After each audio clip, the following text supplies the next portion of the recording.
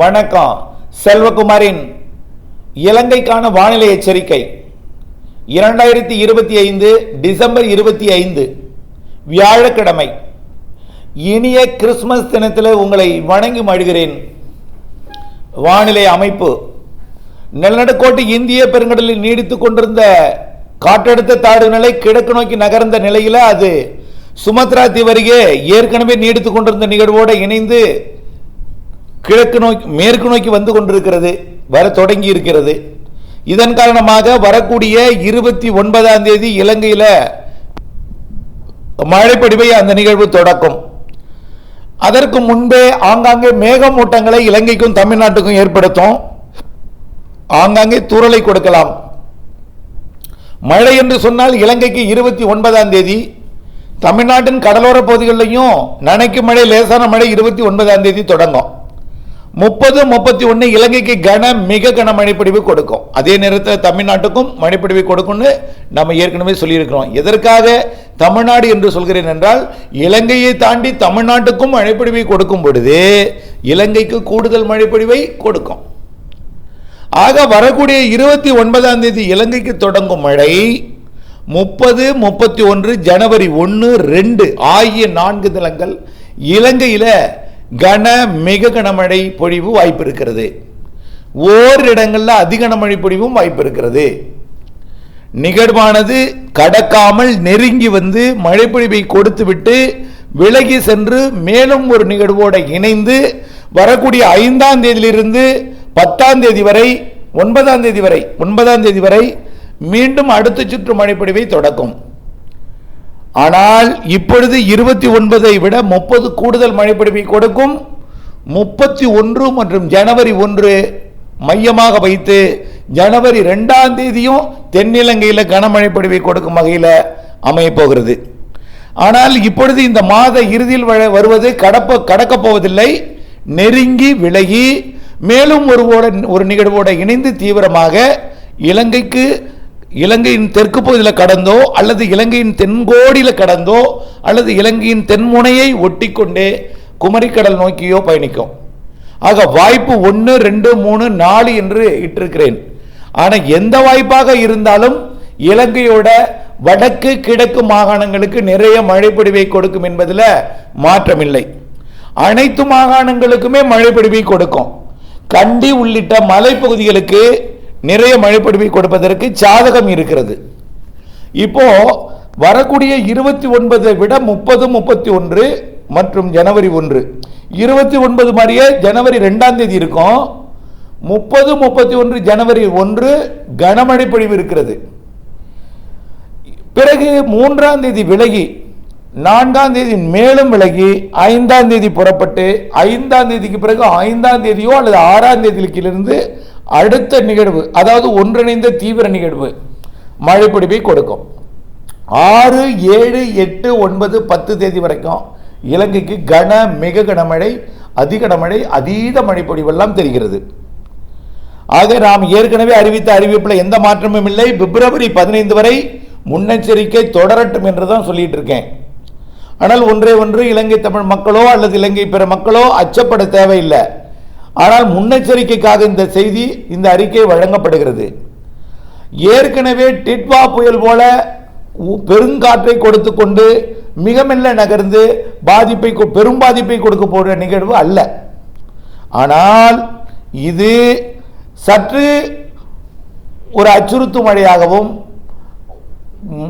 மிக கனமழை பொழிவாகவும், ஏற்கனவே ஒரு சாதாரண நிகழ்வே கண்டில 35 சென்டிமீட்டர் வரைக்கும் 2 நாள் கொடுத்துச்சு. ஒரே நாளில் 25 சென்டிமீட்டருக்கு மேலே மழைப்பொழிவை சில மணி நேரங்களிலேயே கொடுத்தது. அப்படியெல்லாம் இந்த நிகழ்வு மழைப்பொழிவை கொடுக்கும் என்று தெரிகிறது. ஆக நம்மளுக்கு 29, 30, 31 ஜனவரி 1, 2 ஆகிய தேதிகளில் கொடுக்கக்கூடிய மழை வடக்கு கிழக்கு மாகாணங்களில் நிறைய மழைப்பொழிவை கொடுக்கும். உள்ளேயும் அணைகள் நீர்பிடிப்பு பகுதிகளிலையும் நல்ல மழைப்பொழிவை கொடுக்கும். கண்டிப்பாக அணைகள் நீர் திறக்கப்படக்கூடிய சூழ்நிலை கண்டிப்பாக ஏற்படும். இதில் என்ன முன்னெச்சரிக்கை எடுக்க வேண்டும்னு பார்த்தீங்கன்னா, வெடிப்பு ஏற்பட்டிருக்கக்கூடிய லேசாக வெடிப்பு ஏற்பட்டிருந்தால் பெருவெடிப்பு ஏற்பட வாய்ப்பு இருக்கு. பெரிய வெடிப்பு இருந்தால் அது அந்த வெடிப்பு இல்லங்கள் வரைக்கும் நுழைந்து இல்லங்களிலும் வெடிப்பு ஏற்படுத்தி இருக்கிறது. பக்கா பில்டிங்ல கூட வெடிப்பு ஏற்படுத்தி இருக்கு, சுவர்கள் எல்லாம். அப்படி இருந்தால் எங்கோ பெருவெடிப்பு இருக்கிறது, அந்த பெருவெடிப்புல மழை நீர் புகுந்து அதை இலக செய்யும், அந்த இடத்துல சரிய செய்யும் பொழுது வெடிப்பு பெரிதாகும். அந்த இல்லங்களையும் தரை நோக்கி ஈர்க்கலாம், சரிய செய்யலாம், நிலச்சரிவை ஏற்படுத்தலாம். ஆகவே வெடிப்பு ஏற்படுத்தக்கூடிய இடங்களுக்கு தான் முதல்ல முன்னெச்சரிக்கை வேணும். வரக்கூடிய 30, 31 ஜனவரி 1, 29ஆம் தேதி மழை போல ஜனவரி 2ஆம் தேதி இருக்கும். 30, 31 ஜனவரி 1 இது ஒரு மழை. இந்த நிகழ்வு கரை கடக்காமல் வந்து மழை பொழிவை கொடுத்து விட்டு திரும்பி போய் இன்னொரு நிகழ்வோட இணைந்து திரும்பி வரும் பொழுது வலுவான நிகழ்வாக, ஒரு காற்றுடன் மழை பொழிவை கொடுக்கக்கூடிய நிகழ்வாக இருக்கும். படத்தை பார்த்தாலே புரியும் உங்களுக்கு, படத்தை பார்த்தாலே புரியும். காற்றுடன் கூடிய மழை ஒரு காற்றழுத்த தாழ்வு மண்டலமாகவோ அல்லது ஆழ்ந்த காற்றழுத்த தாழ்வு மண்டலமாகவோ இருக்கலாம். குறைந்தபட்சம் ஒரு வெல் மார்க்டு லோ பிரஷர், தீவிர தாழ்வு பகுதியாக குறைந்தபட்சம் அமையும். அப்படி இருக்கும் பொழுது மழை பொழிவு இலங்கையும் தாண்டி தமிழ்நாட்டுக்கு கொடுக்கும், தமிழ்நாட்டிலேயே ஆந்திர பகுதி, கர்நாடக பகுதி வரைக்கும் கொடுக்கும்னு நாம் ஏற்கனவே நீண்ட கால அறிக்கையிலேயோ சொல்லி இருக்கிறோம். நிகழ்வு வருவதில் தான் தாமதம், நிகழ்வு விலகவில்லை என்பதை திரும்ப திரும்ப திரும்ப சொல்றேன். நிகழ்வு விலகவில்லை. ஆகவே ஜனவரி மாதம் 5 to 9 வரை மழை பொழிவை கொடுப்பதற்கு இலங்கை நெருங்கும் நிகழ்வு கண்டிப்பாக அனைத்து மாகாணங்களுக்கும் மீண்டும் ஒரு வெள்ளப்பெருக்கை, ஒரு சாதாரண வெள்ளப்பெருக்கை, அதாவது டிட்வா புயல் போல பாதிப்பை ஏற்படுத்தாது. இருந்தாலும் அணைகளில் இருந்து நீர் திறப்பு ஏற்படுத்தி அணைகள் பாய்ந்தோடக்கூடிய கடலுக்கு, அணைகளில் இருந்து நீர் கடலுக்கு செல்லக்கூடிய வழித்தடங்களிலே வெள்ளப்பெருக்கை கண்டிப்பாக ஏற்படுத்தும். அடுத்தது வெடிப்பு ஏற்படுத்தக்கூடிய இடங்களில் கண்டிப்பாக நிலச்சரிவை ஏற்படுத்தும். தாழ்வான பகுதிகளில் கண்டிப்பாக நீர் தேங்கும். இது இப்போ 29, 30, 31, 1, 2ஆம் தேதியை விட ஜனவரி 5 to 9 வரை கொடுக்கக்கூடிய மழை அதிகம். நீங்க இதை கண்டு நாம் அச்சமோ பீதியோ கொள்ள தேவையில்லை. முன்னெச்சரிக்கைக்காகவும் தொடர்ந்து மீண்டும் தாங்கள் வசிப்பிடத்திற்கு திரும்பி கொண்டிருப்பதை உணர முடிகிறது. சிவப்பு எச்சரிக்கை விளக்கப்பட்டிருப்பது உங்களை மீண்டும் அது ஒரு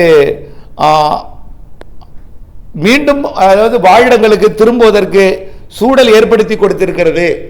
ஆகவே சிவப்பு எச்சரிக்கை திடீரென்று வழங்கப்படும் இந்த மாதம் 29ஆம் தேதி, 30, 31, 1ஆம் தேதி. இதைவிட உச்சபட்ச சிவப்பு எச்சரிக்கை ஜனவரி 5 to 10 வரை, 9 வரை ஏற்படுத்தும் என்று எதிர்பார்க்கப்படுகிறது. ஆகவே இதை தொடர்ந்து பொங்கலுக்கும் மழை இருக்கு, பொங்கலுக்கு பிறகும் மழை இருக்கு, நிகழ்வுகள் இருக்குன்னு நான் சொல்லியிருக்கேன் ஏற்கனவே. இப்போ சிங்கப்பூர் மலேசியாவெல்லாம் நிகழ்வு கொஞ்சம் இடைவெளி கொடுத்துருக்கு. எல்லாமே ஜனவரியில் தான் வரப்போகுது சிங்கப்பூர் மலேசியாவிற்கு. சிங்கப்பூரோட மலேசியா எல்லையோர பகுதி, மலேசியா எல்லையோர அதாவது சிங்கப்பூரின் ஒட்டுமொத்த பகுதி, மலேசியாவின் தெற்கு பகுதிக்கெல்லாம் ஜனவரியில் தான் நிறைய மழை இருக்கு, பொறுத்திருந்து பாருங்கள். ஆக நிகழ்வு குளிர் விலகி மழை பொழிவு ஏற்படுத்தக்கூடிய வானிலையாக வரக்கூடிய ஜனவரி அமையும்.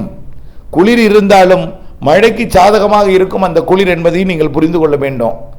இலங்கையை பொறுத்த வரைக்கும் ஜனவரி இறுதி வரை வடக்கு கிழக்கு மாகாணங்களுக்கும் பிற மாகாணங்களுக்கு பிப்ரவரி 15 வரையும் முன்னெச்சரிக்கை தேவை என்பதை தெரியப்படுத்த விரும்புகிறேன். இதில் நிறைய பேர் எத்தனை சென்டிமீட்டர் இருக்கும் அப்படின்னு யாழ்ப்பாணத்தில் கேட்குறீங்க.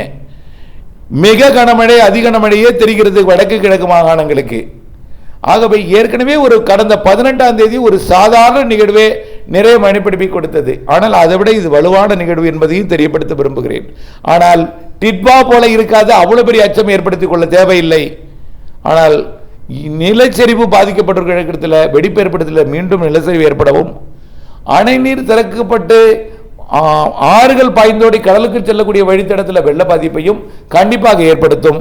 பிற இடங்கள் தாழ்வான பகுதிகளுக்கு கொஞ்சம் நீர் சூழும் என்பதை தெரியப்படுத்த விரும்புகிறேன். தொடர்ந்து இலங்கை மக்கள் வானிலை அப்டேட்ஸோட இணைந்திருப்பது காலத்தின் கட்டாயம் என்பதை தெரியப்படுத்த விரும்புகிறேன். இலங்கை மக்கள், அதாவது இலங்கையின் பிற மக்களுக்கும் நம்முடைய அறிக்கையை பகிர்ந்து அவர்களுக்கும் தொடர்ந்து முன்னெச்சரிக்கை இருக்க அவர்களையும் கேட்டுக்கொள்ளுமாறு அன்போடு கேட்டுக்கொள்கிறேன். நன்றி.